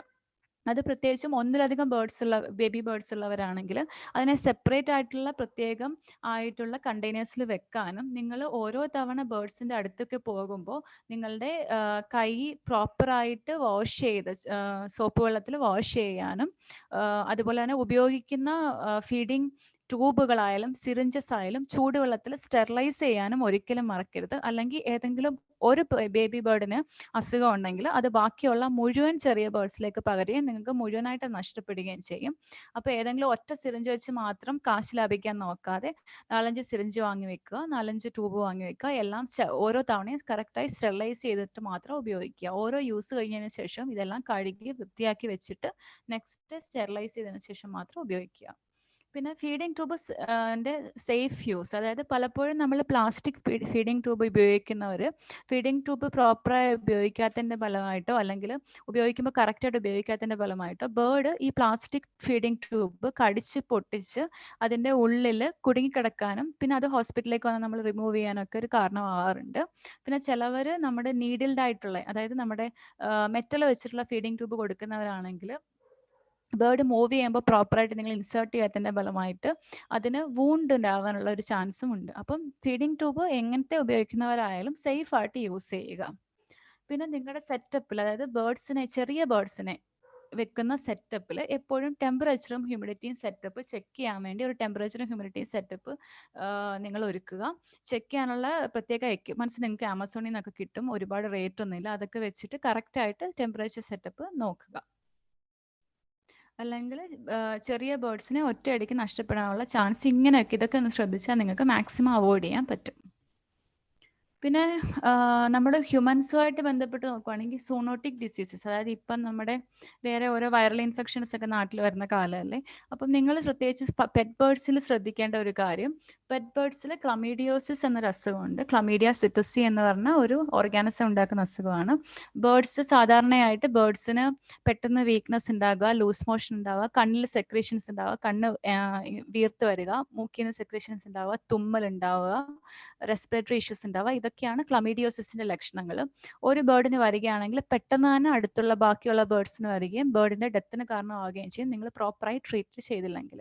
അപ്പോൾ അതുകൊണ്ട് തന്നെ പലപ്പോഴും ബേർഡ്സിന്റെ എൻലാർജ്മെന്റ്, ഐക്ക് എന്തെങ്കിലും പ്രശ്നം വരുന്നു, ബേർഡ് തുമ്മുന്നു എന്നൊക്കെ കാണുവാണെങ്കിൽ സ്വന്തമായിട്ട് മെഡിസിൻ കൊടുത്ത് ട്രീറ്റ് ചെയ്യുന്നതിന് പകരം ഒരു പ്രോപ്പറായിട്ടുള്ള ഒരു ഏവിയൻ വെറ്റിൻ്റെ അടുത്ത് പോയിട്ട് പെട്ടെന്ന് തന്നെ ട്രീറ്റ്മെൻറ്റ് സ്റ്റാർട്ട് ചെയ്താൽ അതിൻ്റെ പ്രോപ്പറായിട്ടുള്ള മെഡിസിൻ കൊടുത്താൽ നമുക്ക് ക്യൂർ ചെയ്യാൻ പറ്റും. പിന്നെ അങ്ങനത്തെ ബേർഡ്സിനെ നിങ്ങൾ ഹാൻഡിൽ ചെയ്യുമ്പോൾ നിങ്ങൾ ഹൈജീനിക് പ്രാക്ടീസസ് ഫോളോ ചെയ്യാൻ ശ്രമിക്കുക. കറക്റ്റായിട്ട് കൈ സോപ്പിട്ട് വാഷ് ചെയ്യാനും അതുപോലെ തന്നെ എല്ലാം ശ്രദ്ധിക്കുക. കാരണം ഇവരുടെ ഫെദറിൽ നിന്നും ഇവരുടെ ഫീക്കൽ സാമ്പിളിൽ നിന്നും ഇവരുടെ ഈ സ്നീസിങ് ചെയ്യുന്ന ഈ സെക്രീഷൻസിൽ നിന്നൊക്കെ ഹ്യൂമൻസിലേക്ക് ഈ അസുഖം പകരാൻ ചാൻസ് ഉണ്ട്. ഹ്യൂമൻസിൽ ഈ അസുഖത്തിന് സിപ്റ്റക്കോസിസ് അല്ലെങ്കിൽ പാരറ്റ് ഫീവർ എന്നാണ് പറയുന്നത്. ഹ്യൂമൻസിന്, അതായത് മനുഷ്യന്മാർക്ക് എപ്പോഴും റെസ്പിറേറ്ററി ഇഷ്യൂസ് ഒക്കെ ഉണ്ടാവാൻ ചാൻസ് ഉണ്ട്. ഇങ്ങനെ ഒരു സൂണോട്ടിക് ഡിസീസാണ്. അപ്പം എപ്പോഴും അത് ശ്രദ്ധിക്കുക. ഇപ്പം നമ്മുടെ കേരളത്തിൽ പൊതുവേ നമ്മൾ പറയുമ്പോൾ ഒരുപാട് സൂണോട്ടിക് വൈറൽ ഇൻഫെക്ഷൻസ് നമ്മുടെ കേരളത്തിൽ കാണാനുള്ള മേജറായിട്ട് ഒരു റീസൺ പറയുന്നത് നമ്മൾ പല എബ്രോഡ് കൺട്രീസിലുമുള്ള പല പെറ്റ് അനിമൽസിനെയും പെറ്റ് സ്പീഷീസിനെയും നമ്മൾ നാട്ടിലേക്ക് കൊണ്ടുവരുമ്പോൾ നമ്മൾ പ്രോപ്പറായിട്ട് ക്വാറന്റൈൻ ചെയ്യാത്തതിൻ്റെയും അതുപോലെ തന്നെ വെറ്റിനറി കെയർ കിട്ടാത്തതിൻ്റെയും ഫലമായിട്ട് പല ഔട്ട് ബ്രേക്സുകളും ഉണ്ടാകുന്നതാണ് എന്നാണ് പുതിയ രീതിയിൽ ആൾക്കാർ പലതും പറയുന്നത്. അതുകൊണ്ട് നമ്മളുടെ ഹെൽത്ത് എപ്പോഴും നമ്മൾ ശ്രദ്ധിക്കുക. അപ്പോൾ ഏതെങ്കിലും ഒരു ബേർഡ്സിന് അസുഖം ഉണ്ടെങ്കിൽ ഡോക്ടറെ കാണിക്കുക എന്നുള്ളത് ഫസ്റ്റ് സ്റ്റെപ്പാണ്. നിങ്ങൾ നിങ്ങളുടെ ഹൈജീനിക് പ്രാക്ടീസസ് ഫോളോ ചെയ്യുക എന്നുള്ളതും മെയിൻ ആയിട്ടുള്ള സ്റ്റെപ്പാണ്. പിന്നെ റുട്ടീൻ വെറ്റ് വിസിറ്റ് എന്തിനാണെന്ന് ചോദിക്കുകയാണെങ്കിൽ ഇതിപ്പം ഞാനൊരു വെറ്റിനറി ഡോക്ടർ ആയതുകൊണ്ട് വെറ്റ് വിസിറ്റ് പ്രോത്സാഹിപ്പിക്കുകയാണ് എന്ന് മാത്രം നിങ്ങൾ കരുതുകയാണെങ്കിൽ എനിക്ക് പറയാനുള്ളത്, നിങ്ങൾ ഇപ്പം സപ്പോസ് ഒരു 40,000 രൂപ മുതൽ അല്ലെങ്കിൽ ലക്ഷങ്ങൾ വില മതിക്കുന്ന ഒരു ബേർഡിനെയാണ് നിങ്ങൾ വാങ്ങുന്നത്. പലപ്പോഴും എന്തുകൊണ്ടാണ് നിങ്ങൾ ഒരു 6 മാസമൊക്കെ കൂടുമ്പം നിങ്ങളുടെ വലിയ ബേർഡ്സിനെയും കൊണ്ട് വെറ്റിനടുത്ത് പോവാത്തത്? അല്ലെങ്കിൽ നിങ്ങൾ പുതിയ ബേർഡിനെ വാങ്ങുമ്പോൾ വെറ്റിനടുത്ത് എന്താ പോവാത്ത? അസുഖം വരുമ്പോൾ എന്തിനാണ് തന്നെ നിങ്ങൾ ആൻറ്റിബയോട്ടിക് പൗഡറൊക്കെ അങ്ങോട്ടും ഇങ്ങോട്ടൊക്കെ ഗ്രൂപ്പിലൊക്കെ ചോദിച്ചു കൊടുക്കുന്നേ എന്നൊക്കെ ചോദിക്കുമ്പോൾ പല ആൾക്കാരും പറയുന്ന ഒരു കാര്യം എന്താണെന്ന് വെച്ചാൽ അത് കോസ്റ്റ് വെറുതെ. ഒന്നാമത്തെ കാര്യം എന്ന് വെച്ചാൽ നാട്ടിലെ വെറ്റ്സിന് ബേർഡ്സിനെ നോക്കാൻ അറിയില്ല, അല്ലെങ്കിൽ ബേർഡിൻ്റെ ബ്രീഡ് അറിയില്ല. ഞാൻ പണ്ട് എൻ്റെ അടുത്തുള്ള ഹോസ്പിറ്റലിൽ പോയപ്പം ആ ഡോക്ടർ ബേർഡിൻ്റെ ഫോട്ടോ എടുക്കുകയോ ചെയ്ത്, അല്ലാതെ ഡോക്ടർക്ക് ബേർഡിനെ പറ്റി ഒന്നും അറിയില്ല എന്നാണ് പലരും പറഞ്ഞിട്ടുള്ളത്. അപ്പോൾ ഇപ്പോൾ എനിക്ക് പറയാനുള്ളത്, പണ്ട് നമ്മൾ നമ്മുടെ അടുത്തുള്ള ഹോസ്പിറ്റലിൽ പോയപ്പോൾ ഒരു സിറ്റുവേഷൻ അല്ല നമ്മുടെ കേരളത്തിൽ ഇപ്പം നമ്മുടെ കേരളത്തിലെ സിറ്റുവേഷൻ എടുക്കുകയാണെങ്കിൽ നമ്മുടെ ഇന്ത്യയിലെ തന്നെ ഏറ്റവും കൂടുതൽ avian and exotic vet practitioners ഉള്ള സംസ്ഥാനമാണ് കേരളം ഇപ്പം. അപ്പം അങ്ങനെ ഒരു ഒഴിവുകഴിവ് പറഞ്ഞ് നിങ്ങളുടെ ബേർഡ്സിന് അസുഖം വരുമ്പോൾ സ്വയം ചികിത്സിച്ച് അത് കുളവാക്കുന്ന കാര്യം നിങ്ങൾ ഒഴിവാക്കേണ്ടതാണ്.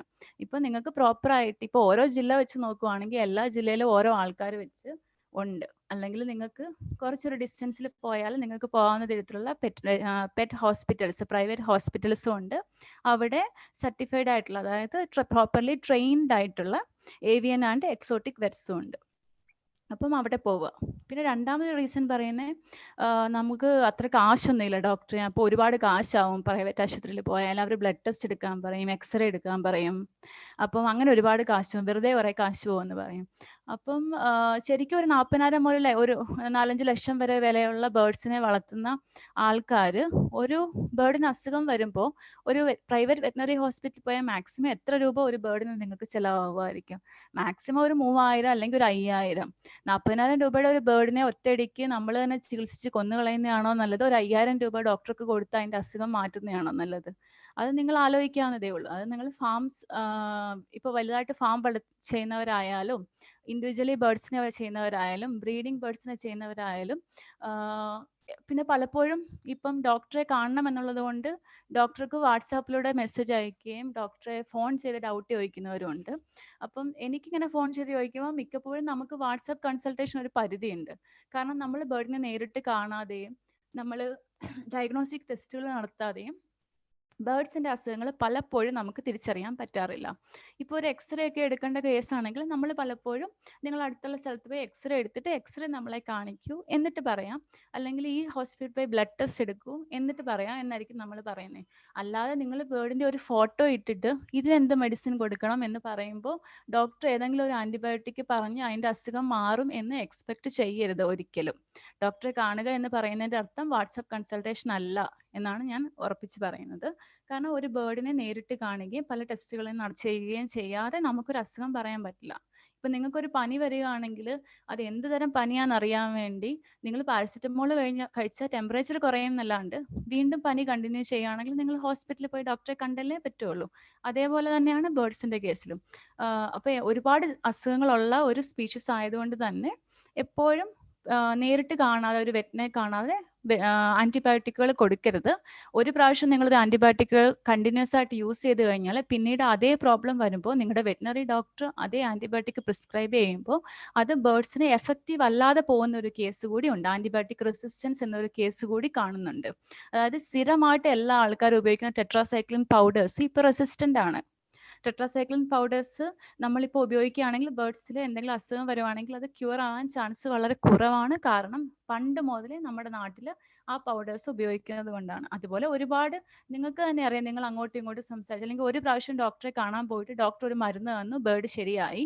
അപ്പോൾ അടുത്ത പ്രാവശ്യം വേറൊരു ബേർഡിന് അസുഖം വരുമ്പം ഇത് തന്നെ ആയിരിക്കും എന്ന് പറഞ്ഞ് നമ്മൾ മെഡിക്കൽ ഷോപ്പിൽ പോയി അത് മേടിച്ച് കൊടുക്കുക. അങ്ങനത്തെ കാര്യങ്ങളൊക്കെ മാക്സിമം അവോയ്ഡ് ചെയ്യുക.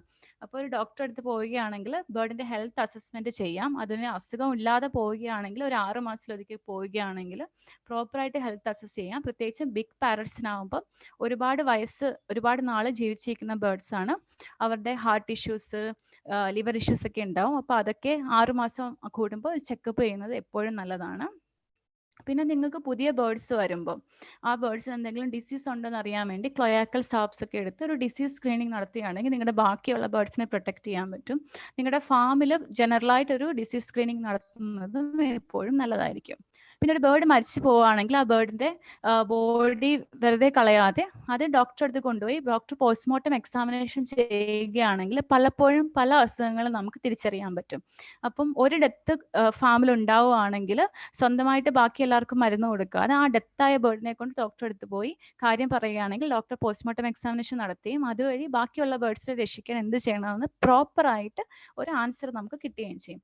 അതുകൊണ്ട് തന്നെ റൊട്ടീൻ വെറ്റ് വിസിറ്റ് എന്നുള്ള കാര്യം നമ്മുടെ കേരളത്തിലെ ബേർഡ് ബ്രീഡേഴ്സ് അല്ലെങ്കിൽ ബേർഡ് കീപ്പേഴ്സ് ചെയ്യേണ്ട ഒരു കാലം അതിക്രമിച്ചു കഴിഞ്ഞിരിക്കുകയാണ്. ബാക്കി എല്ലാ നഗരങ്ങളിലും ഉള്ള വെറ്റ് ബ്രീഡേഴ്സ് ഡോക്ടേഴ്സിനെ കൺസൾട്ട് ചെയ്യാറുണ്ട്. നമ്മുടെ അവിടെ മാത്രമാണ് ഇപ്പോഴും അവർ പഴയ രീതിയിൽ നിൽക്കുന്നത്. അത് നമുക്ക് ദോഷം തന്നെയാണ്.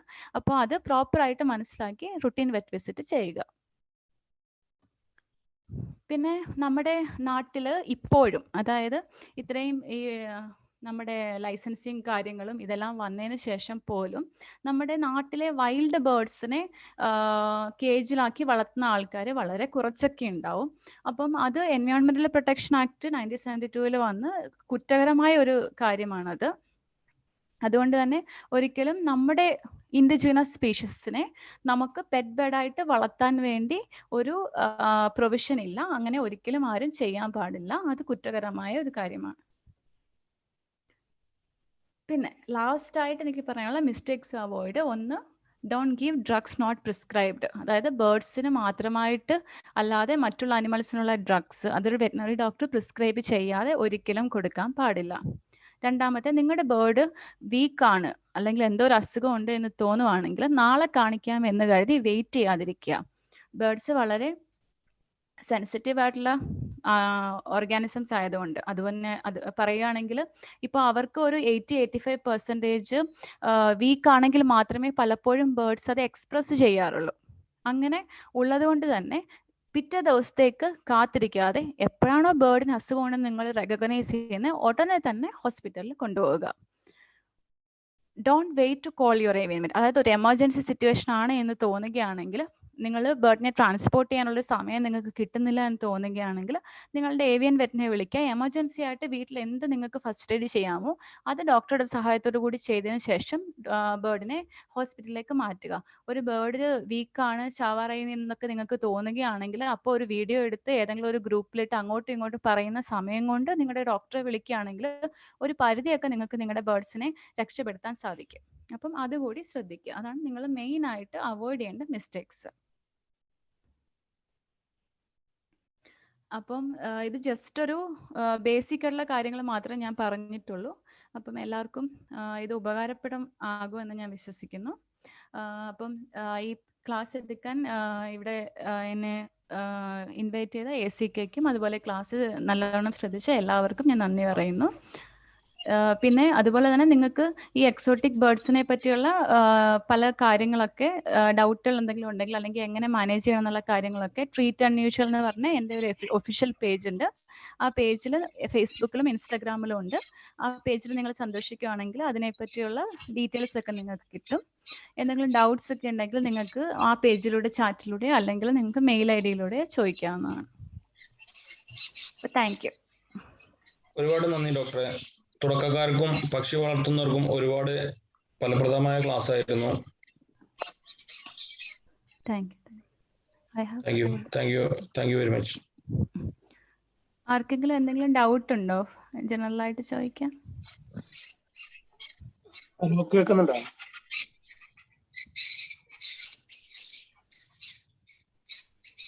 ഹലോ. ഹലോ. എന്റെ പേര് സാബർ, ഞാൻ മലപ്പുറം മേൽമുറയാണ്. അപ്പോ ഡോക്ടറെ ക്ലാസ് ഫുള്ളായിട്ട് കേട്ട് അതില് എനിക്കൊരു ഡൗട്ട്, അതായത് എൻ്റെ ഒരു ബേർഡിന്റെ ഫെദർ ഫുള്ള് പ്ലക്ക് ചെയ്ത് പോയിട്ടുണ്ട്. പക്ഷെ പിന്നീട് അത് ഇതുവരെ വന്നിട്ട് ഒരു 6 മാസം കഴിഞ്ഞു, ഇതുവരെ ഫെദർ വന്നിട്ടില്ല. കോക്ടെയിലാണ് ബേർഡ്. അത് വരാൻ എന്താ ചെയ്യേണ്ടത്? എന്തുകൊണ്ടാണ് ഫെദർ കൊഴിഞ്ഞു പോയെന്ന് നിങ്ങൾ കണ്ടുപിടിച്ചോ? എങ്ങനെയാണ് അത് ഫെദർ ഫസ്റ്റ് പോയത് 1 വർഷം മുന്നേ മൈറ്റിന്റെ പ്രശ്നം ഉണ്ടായിരുന്നു, അതുകൊണ്ടായിരിക്കും എന്ന് തോന്നുന്നുണ്ട്. പിന്നീട് അത് ചില ഭാഗങ്ങളിൽ വന്നിട്ടില്ല ഇത്ര കാലമായിട്ട്. 1 വർഷം കഴിഞ്ഞപ്പോ അത്. കോക്കറ്റെയിലിന്റെ ഹെഡിന്റെ ഭാഗത്താണോ? അല്ല, ഗറകിന്റെ ഉൾഭാഗം. ഓക്കെ. അത് മൈറ്റ്സിന്റെ കാരണങ്ങൾ കൊണ്ട് അങ്ങനെ വരാറുണ്ട്. അല്ലാതെ ബേർഡ്സ് തന്നെ സെൽഫ് മ്യൂട്ടിലേറ്റ് ചെയ്യാറുണ്ട് നിങ്ങൾ കൂടുതലായിട്ട് സമയം ചെലവഴിക്കുന്നില്ലെങ്കിൽ. അപ്പം നിങ്ങൾ ഫെദർ സപ്ലിമെന്റ്സ് കൊടുത്തതിന് ശേഷം, അതായത് പ്രത്യേകിച്ച് മൈറ്റ് ഇൻഫെക്ഷൻ എല്ലാം മാറിയതിന് ശേഷവും ബേർഡ്സുമായിട്ട് കൂടുതൽ നിങ്ങൾ സമയം സ്പെൻഡ് ചെയ്തതിന് ശേഷവും ഫെദർ സപ്ലിമെന്റ്സ് കൊടുക്കുക. അതുപോലെ തന്നെ ലിവർ സപ്ലിമെന്റ്സ് കൊടുക്കുക. ഫുഡ് പ്രോപ്പർ ആക്കുക. ചിലപ്പോഴൊക്കെ നമ്മുടെ ന്യൂട്രീഷന് പ്രോബ്ലം ആയിരിക്കും. ഫുഡ് പ്രോപ്പറായിട്ട് കൊടുക്കുക. സീഡ് ഡയറ്റ് മാത്രമാണ് കൊടുക്കുന്നതെങ്കിലും അതല്ലാണ്ട് ഒന്നീ പെല്ലറ്റ് ഡയറ്റിലേക്ക് പതുക്കെ മാറുക. അതല്ലാന്നുണ്ടെങ്കിൽ വെജിറ്റബിൾസും ഫ്രൂട്ട്സും ലീവ്സും ആയിട്ടുള്ള പ്രോപ്പർ ഡയറ്റിലേക്ക് മാറുക. എന്നിട്ട് ശ്രദ്ധിക്കുക. അങ്ങനെ ഡയറ്റിലേക്ക് മാറിയിട്ടും മാറുന്നില്ലെങ്കിൽ ഡോക്ടറെ കൊണ്ടുപോയി കാണിക്കുക. ഓക്കെ. രണ്ടാമത്തെ പ്രശ്നം വെച്ചാല് ഒരു 3-4 ബേർഡിന്റെ എഗ്ഗില് റിസൾട്ട് എന്താ കാരണം? 3-4 ബേർഡിന്റെ, അതായത് ഒരു കോക്ടെയില് ഒരു 3 പേർ ആഫ്രിക്കന്, അങ്ങനെ ചില ബേർഡുകൾക്ക് എഗ്ഗില് റിസൾട്ട് കാണിക്കുന്നില്ല. എന്ത് കാണിക്കുന്നില്ലാണ്? എഗ്ഗ് വരിയുന്നില്ല. എഗ്ഗ് ചെയ്താല് അത് ഇൻഫെർട്ടിലിറ്റി ഇഷ്യൂസ് ആണ്. അത് ശരിക്കും പറഞ്ഞാൽ നിങ്ങൾ എങ്ങനെ ഒരു കണ്ടീഷനിലാണ് അവരെ വെച്ചിരിക്കുന്നത്, അല്ലെങ്കിൽ ബ്രീഡിംഗ് സീസണിൽ നിങ്ങൾ നെസ്റ്റ് ബോക്സ് എങ്ങനെയാണ് വെച്ചിരിക്കുന്നത്, ബ്രീഡിംഗ് സീസണിൽ എന്ത് ഫുഡാണ്, എന്ത് സപ്ലിമെന്റ്സ് ആണ് കൊടുക്കുന്നത് എന്നൊക്കെ നമ്മൾ നോക്കിയതിന് ശേഷം അതെല്ലാം നമ്മൾ ക്ലിയർ ചെയ്യേണ്ടി വരും. ഇൻഫെർട്ടിലിറ്റി റേറ്റ് കൂടുതലാവുന്നത് സാധാരണ ഇതുപോലെ പ്രോപ്പറായിട്ട് ബ്രീഡിംഗ് സമയത്ത് അവരുടെ ഫുഡ് പ്രോപ്പർ അല്ലാത്തതിന്റെ കാരണം മൂലമോ അല്ലെങ്കിൽ എന്തെങ്കിലും ഡെഫിഷ്യൻസി ഡിസീസസ് ഒക്കെയാണ് ഇൻഫെർട്ടിലിറ്റി റേറ്റ് കൂടുതലാകുന്നത്. അപ്പം എന്തെങ്കിലും സൊല്യൂഷൻ നമ്മളിപ്പോൾ നേരിട്ട് വന്ന് അത് കണ്ട് എങ്ങനെയാണെന്ന് നോക്കാതെ നമുക്കത് പറയാൻ പറ്റില്ല. എന്താ അവിടുത്തെ ഒറിജിനൽ പ്രശ്നമാണ് നിങ്ങൾ ഡോക്ടറെ വിളിച്ച് കാണിക്കുക. ഒരു ദിവസം ഒരു ഡോക്ടറെ വിളിച്ചിട്ട് നിങ്ങളുടെ സെറ്റപ്പ് കാണിച്ചു കൊടുത്തിട്ട് ഡോക്ടറോട് നിങ്ങൾ എന്തൊക്കെയാണ് ചെയ്യുന്നതെന്ന് പറയുക. അപ്പോൾ എന്തൊക്കെയാണോ അവിടെ മാറ്റം വരുത്തുന്നത് എന്ന് ആ ഡോക്ടർ പറഞ്ഞു തരും, അതനുസരിച്ച് ചെയ്യുക.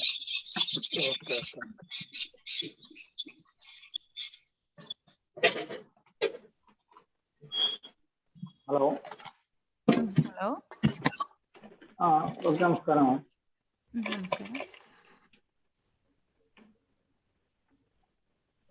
ഹലോ. പറഞ്ഞോളൂ. ഞാൻ ഗോൾഡിനെ വളർത്തുന്നുണ്ട്. ഒരു 4-5 പേരുണ്ടായിരുന്നു. ഏതാ വളർത്തുന്നത്? ഗോൾഡിയൻ finches. Okay. ഗോൾഡിയൻ finches. Finches, okay. അവർക്ക് ഈ ബ്രീഡിംഗ് സീസൺ അൺബ്രീഡിംഗ് സീസണിൽ നമ്മൾ ബ്രീഡ് ചെയ്യിക്കാതെ പ്രശ്നമുണ്ടോ അതെന്ന് അറിയാൻ വേണ്ടിയിട്ട്. നമ്മളെ ഇത് അങ്ങനെ ബ്രീഡിംഗ് സീസണെ കുറിച്ച് പറയുന്നുണ്ട്. അത് ബ്രീഡിംഗ് സീസൺ അല്ലാത്ത സമയത്ത് നമ്മൾ കേരളത്തിൽ ബ്രീഡ് ചെയ്യിച്ചാൽ എന്തെങ്കിലും പ്രശ്നം വരുമോ? പൊതുവെ ബേർഡ്സ് ബ്രീഡിംഗ് സീസണിലാണ് ഫെർട്ടിലിറ്റി റേറ്റ് കൂടുതൽ. കാരണം ആ ക്ലൈമറ്റിന്റെ ഇതും എല്ലാം കൂടെ ബേസ് ചെയ്തിട്ടാണ് ബ്രീഡിംഗ് സീസൺ വരുന്നത്. ഇപ്പൊ നമ്മുടെ നാട്ടിലെ ഓരോ ക്ലൈമറ്റും വ്യത്യസ്തമാണ്, ഓരോ നാട്ടിലെ ബ്രീഡിംഗ് സീസൺ വ്യത്യസ്തമായിരിക്കും. അപ്പൊ ബ്രീഡിംഗ് സീസണിൽ ചെയ്യുമ്പോഴായിരിക്കും കൂടുതൽ ഫെർട്ടിലിറ്റി റേറ്റ് നിങ്ങൾക്ക് കിട്ടുന്നത്, കൂടുതൽ ചിക്സിനെ നിങ്ങൾക്ക് കിട്ടുന്നത് ബ്രീഡിംഗ് സീസണിൽ നിങ്ങൾ ചെയ്യുമ്പോഴായിരിക്കും. അപ്പോ നമുക്ക് ഇവിടെ ഇപ്പോ ഈ ബ്രീഡിംഗ് സീസൺ ഈ സീസൺ കോൺസ്റ്റന്റ് അല്ലാത്തതിനെ കൊണ്ടേ എന്തെങ്കിലും പ്രശ്നമാവോ ബേർഡിന്? ബേർഡിന് ഇപ്പൊ എഗ് ബൈൻഡിങ് വന്ന പ്രോബ്ലം തന്നെ. അപ്പൊ ഞാൻ ഈ അൺബ്രീഡിംഗ് സീസണിൽ ബ്രീഡ് ചെയ്യിക്കുന്നത് കൊണ്ടാണോ അങ്ങനെ വരുന്നത്? എഗ് ബൈൻഡിങ് വരാൻ മെയിൻ കാരണം അവരുടെ ഡെഫിഷ്യൻസിയാണ്. വൈറ്റമിൻ ആൻഡ് മിനറൽ ഡെഫിഷ്യൻസി കാരണമാണ് എഗ് ബൈൻഡിങ് മെയിൻ ആയിട്ട് വരുന്നത്. അപ്പൊ എഗ് ബൈൻഡിങ് ചെറിയ ബേർഡ്സിനൊക്കെ, അതായത് ബഡ്ജറികൾസ്, കോക്കറ്റീൽസിനൊക്കെ എഗ് ബൈൻഡിങ് പൊതുവേ വരാൻ ചാൻസ് കൂടുതലാണ്. അങ്ങനെ ഒരു പ്രാവശ്യം വന്നു കഴിഞ്ഞാൽ എല്ലാ പ്രാവശ്യം വരാൻ ചാൻസ് കൂടുതലാണ്. അപ്പൊ അവരുടെ ഭക്ഷണത്തിൽ നിന്ന് കൂടുതലായിട്ട് കാൽസ്യം ഉള്ള ഭക്ഷണം കൊടുത്താലും അങ്ങനെ വരും, കാൽസ്യം ഉള്ള ഭക്ഷണം ഒരുപാട് കുറച്ച് കൊടുത്താലും വരും, ലൈറ്റ് കറക്റ്റ് ആയിട്ട് അല്ലെങ്കിൽ അങ്ങനെ വരും. അപ്പം നിങ്ങളുടെ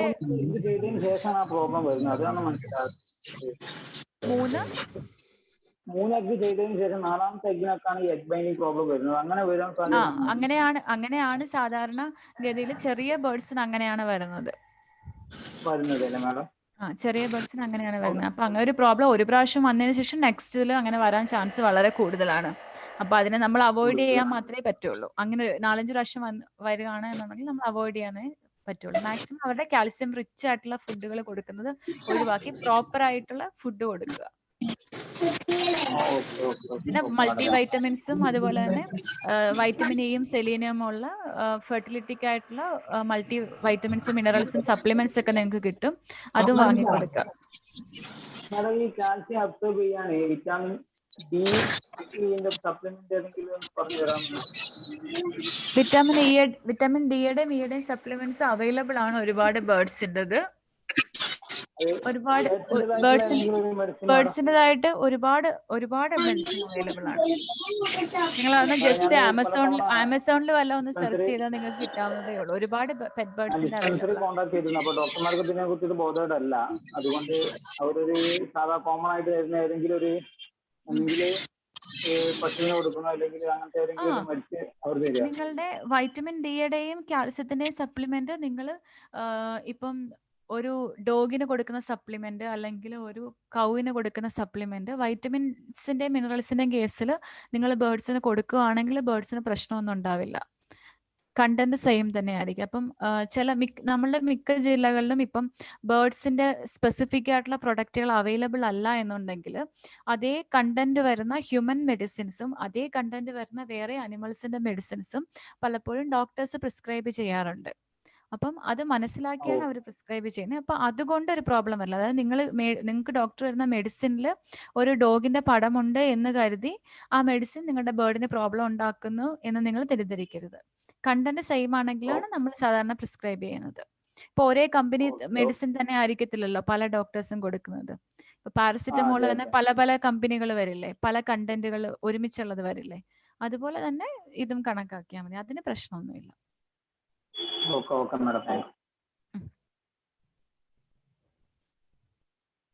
നമുക്ക് വൈൻഡ് അപ്പ് ചെയ്താലോ? സമയം ഒരുപാടായെന്ന് തോന്നുന്നു. ഓക്കെ ഡോക്ടർ, ഒരുപാട് നന്ദി ഡോക്ടർ, ഇത്രയും ക്ലാസ് എടുത്തതിനും ആൾക്കാരുടെ ഡൗട്ട് ക്ലിയർ ചെയ്തതിനും. ശരി, താങ്ക്സ്. താങ്ക്സ്. ഓക്കെ.